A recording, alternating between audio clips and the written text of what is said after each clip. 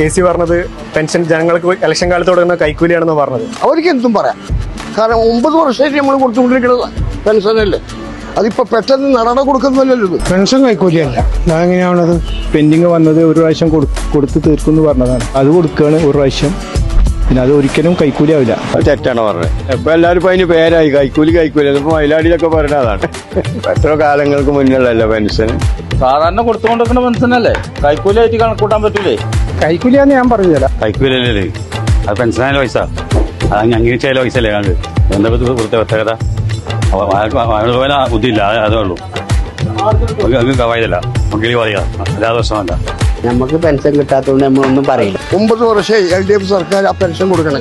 അവരെ പെൻഷൻ 18 മാസത്തെ പെൻഷൻ അവർ ഞങ്ങൾക്ക് തരാൻ നിൽക്കണം. നമുക്കത് ബാങ്ക് മുഖാന്തരം അവർ കംപ്ലീറ്റ് കുടിശ്ശിക തീർച്ച തന്ന ആളാണ്.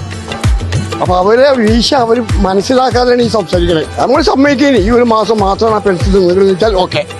ഇത് 9 വർഷമായി ഞങ്ങൾക്ക് 1200 കിട്ടലുറച്ചിരിക്കണേ. ഇനി ഞങ്ങൾക്ക് 6 കുടിശ്ശികയിൽ ഇനി 2 കുടിശ്ശിക ബാക്കിയുള്ളൂ. അത് അടുത്ത ഓണത്തിന് ഇനി കുറ്റം ചെയ്യും.